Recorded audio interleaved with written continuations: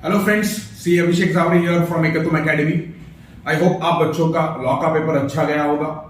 मैं आपको बोलना चाहता हूं कि अभी कॉस्टिंग का जो आप प्रिपरेशन कैसे करोगे अगले 1.5 दिन के अंदर, अगर आप लॉ का पेपर के बाद कॉस्टिंग के पेपर तक का या कोई भी पेपर तक का टाइम लोगे, you get on an average 20 to 25 hours. तो ये 20 से 25 घंटे जो आपके पास अवेलेबल है वो मैं 5-5 घंटे के 5 स्लॉट्स में डिवाइड कर रहा हूं। 25 घंटे का आप टाइम ले लो। वो 5 स्लॉट्स में आपको करना क्या है, सिंपल आपको एक लिस्ट बना के दे रहा हूं, तो इसको आप फॉलो करिए। लॉ का पेपर खत्म होने के बाद उसके अगला जो 5 घंटे का स्लॉट है उसमें मेरे को थोड़ा सा लाइट चैप्टर चाहिए, लेकिन उसको मार्क्स का वेटेज ज्यादा होना चाहिए।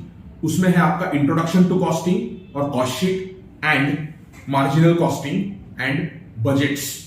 तो उसमें से सिर्फ एक ही चैप्टर है जो थोड़ा सा हेवी है फॉर्मूलाज में, वो है मार्जिनल कॉस्टिंग। लेकिन फॉर्मूलाज कंपैरेटिवली इजी है क्योंकि यही फॉर्मूलाज आपने एफएम में लिवरेज चैप्टर के अंदर भी किए होंगे।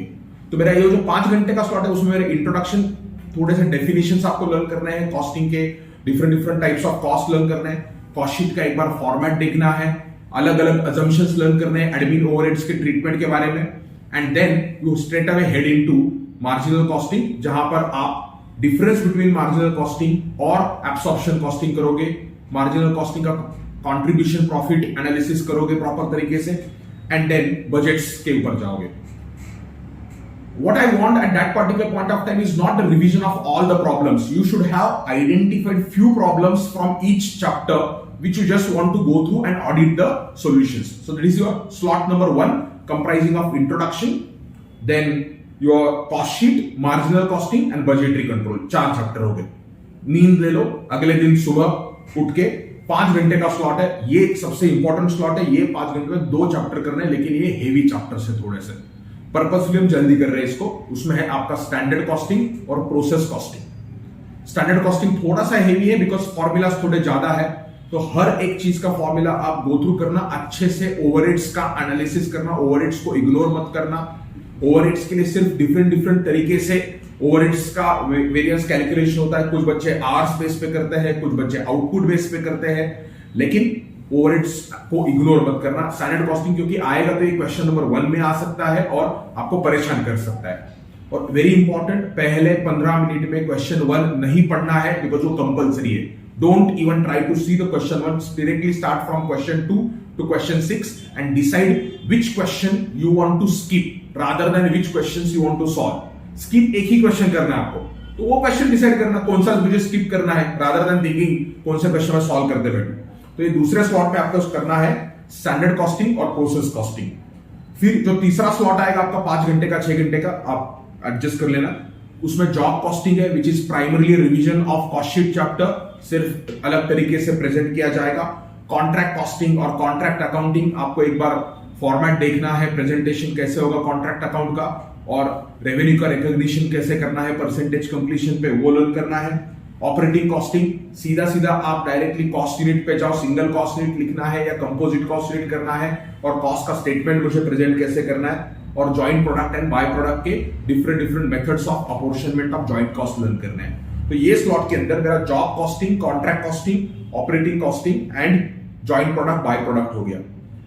चौथा स्लॉट जो अगले दिन शाम में आएगा, सो पहला स्लॉट में अपने लॉ के पेपर के बाद 4 चैप्टर्स आपने किए थे।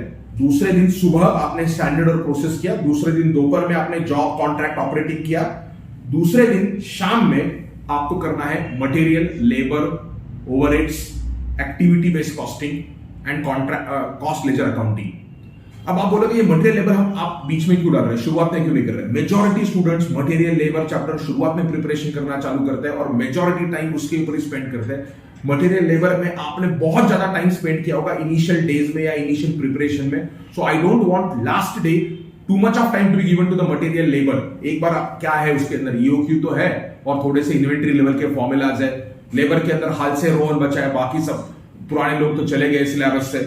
सो मटेरियल में ईओक्यू, इन्वेंट्री लेवल, हाल से रोहन, इन्वेंट्री टर्नओवर रेशो आपको देखना है। एक्टिविटी बेस्ड कॉस्टिंग और ओवरहेड्स में एक फ्लो है प्रोसेस का, कोई फॉर्मूलाज नहीं है ज्यादा उसके अंदर। अपॉर्चनमेंट के टेक्निक्स आपको लर्न करने हैं, सेकेंडरी रिडिस्ट्रीब्यूशन के मेथड्स एक बार देखना है आपको, और कॉस्ट लेजर अकाउंटिंग के लिए एक जस्ट ओवरव्यू ले लो नॉन इंटीग्रेटेड सिस्टम में अकाउंटिंग का फ्लो कैसा है और रिकंसिलिएशन स्टेटमेंट मुझे कैसे बनाने का है। एंड देन आप अच्छे से नींद ले लो। पेपर के दिन सुबह उठ के मुझे सुबह थियरी और वापस सबके फॉर्मूलाज का रिवीजन चाहिए। प्रॉपर थियरी खत्म करना और फॉर्मूला का रिवीजन करना और उसके बाद कॉन्फिडेंटली कॉस्टिंग का पेपर जाके लिखना। पेपर कैसा आएगा क्या आएगा उसके ऊपर सोचो मत, पेपर थोड़ा सा हटके आ सकता है। कॉस्टिंग का खासियत यही है कि क्वेश्चंस डिफरेंट तरीके से प्रेजेंट किए जाए, बट वो क्वेश्चंस बहुत आसान रहते हैं। दिमाग शांत रखना and go with the proper approach. Thank you.